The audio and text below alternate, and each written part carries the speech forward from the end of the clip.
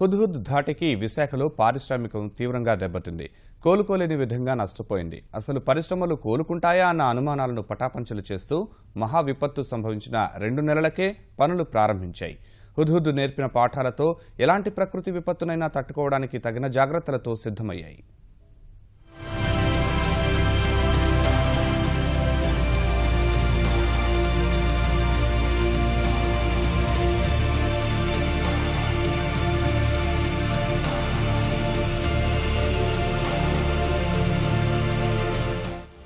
విశాఖ కీర్తి పతాకం పారిశ్రామిక రంగం. హుద్హుద్ వంటి పెను విపత్తుని తట్టుకొని పరిశ్రమలు నిలబడగలిగాయి.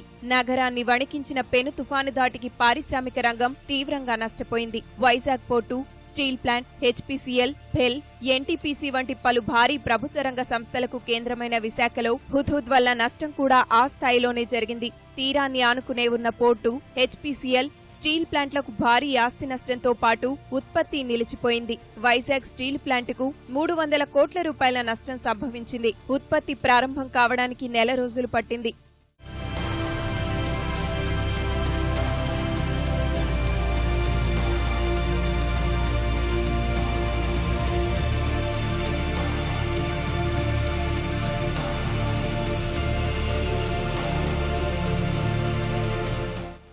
వైజాగ్ పోర్టుకి హుద్హుద్ మిగిల్చిన నష్టం 220 కోట్లు. తుఫానుకు 2 రోజుల ముందే పోర్టును మూసివేయడం వల్ల భారీ నష్టం తప్పింది. ఔటర్ హార్బర్ లో ఉన్న ఆన్ షోర్ ట్యాంక్ టెర్మినల్ రాకాసి అలల ధాటికి సముద్రంలో కుంగిపోయింది. భారీ ఇంధన నౌకల నుంచి చమురుని ఈ టెర్మినల్ నుంచే హెచ్పీసీఐకి పంపింగ్ చేస్తారు. దీంతో హెచ్పీసీఐ ఇంధన సరఫరాకు ఇబ్బంది కలుగుతోంది. ఇది మరో ఏడాది వరకు సిద్ధమయ్యే పరిస్థితి లేదు. హెచ్పీసీఐ నెల రోజుల పాటు రిఫైనరీని మూసివేయాల్సి వచ్చింది. ఇక చిన్న మధ్య తరహా పరిశ్రమలు మాత్రం కోలుకోలేని దెబ్బతిన్నాయి.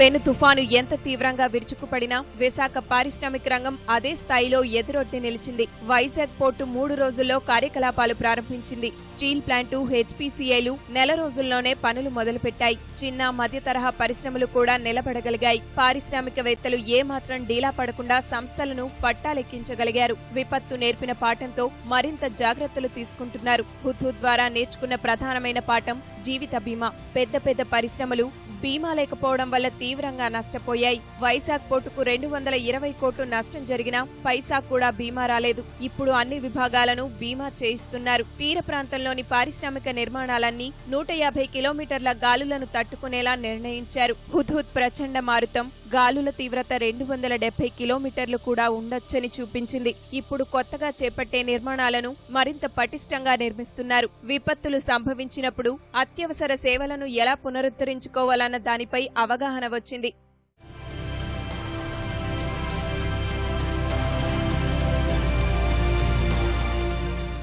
ఇప్పుడు ఏ స్ట్రక్చర్ వైజాగ్లో పెట్టాలన్నా 250 కిలోమీటర్స్ పర్ అవర్ స్పీడ్కి డిజైన్ చేయాలి. So that government of India has already taken action. మనకి మేజర్ ప్రాబ్లం ఏంటంటే కమ్యూనికేషన్కి బ్యాకప్ సర్వీసెస్. ఇప్పుడు ఇది వరకు మేము ఓన్లీ కొన్ని లిమిటెడ్ డిపార్ట్మెంట్స్ వరకే వైర్లెస్ కమ్యూనికేషన్ వాడేవాళ్ళం. ఇప్పుడు ఆల్మోస్ట్ అన్ని డిపార్ట్మెంట్లకి మేము వైర్లెస్ కమ్యూనికేషన్ ఉండేటట్టు ఏర్పాటు చేసాం. ఎలక్ట్రిసిటీ ఒకటి ఎప్పుడైనా డిస్టర్బ్ అవ్వచ్చు అనేది ఒక సిగ్నల్ ఉంది కాబట్టి వీలున్నంత వరకు కంప్లీట్గా మనం అండర్ గ్రౌండ్ కేబులింగ్ చేసేసాం. తుఫాను వల్ల రుషికొండ ఐటీ సెజ్లోని పరిశ్రమలన్నీ దెబ్బతిన్నాయి. నెల రోజుల్లో కోలుకున్న హుద్హుద్ అనుభవంతో విద్యుత్ కొరత ఏర్పడినప్పుడు ప్రత్యామ్నాయాలు ఎలా ఉండాలన్న విషయం అందరికీ అనుభవంలోకి వచ్చింది.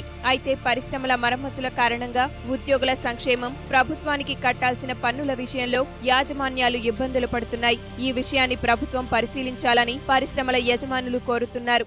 హుదూద్ అనేది nobody could have in US also కూడా రికవర్ చేస్తే ఎన్నో నెలలు పడుతుందండి. అలా చెప్పాలంటే విశాఖపట్నం ప్రజలు అద్భుతంగా స్పందించి అండ్ గవర్నమెంట్ మిషనరీ కూడా అద్భుతంగా స్పందించి సీఎం కాడి నుంచి everybody they have done a fantastic job both industries and the government and they have quickly responded with in 7 days to 2 months completely back to normal operation రావడం అనేది it's not a normal issue anywhere in the world. Industry పరంగా safe guards ఏం ఇస్తున్నారంటే ఒకటి insurance అనేది compulsory అనేది ఒకటి నేర్చుకున్నారు. ఇంతకుముందు ఇన్సూరెన్స్ లేకపోతే చాలా నష్టపోయారు కాబట్టి ఇన్సూరెన్స్ అనేది ఉండటం అనేది ఒకటి. తర్వాత బ్యాకప్ ఇన్వెంటరీ ఇక్కడ లోకల్గానే సప్లైస్ అని కాకుండా ఇన్ కేస్ ఏమైనా డ్యామేజ్ జరిగితే బయట నుంచి ఎక్కడైతే బ్యాకప్ సప్లైయర్స్ అనేది అందరూ పెట్టుకున్నారు. విశాఖ అంటేనే పారిశ్రామిక ప్రగతికి చిహ్నం. హుద్హుద్ లాంటి పెను తుఫానుకి కూడా తట్టుకున్న ఆత్మస్థైర్యం విశాఖ పారిశ్రామికం. తుఫాను వల్ల చిన్న పరిశ్రమ కూడా మూతపడకపోవడమే ఇందుకు నిదర్శనం.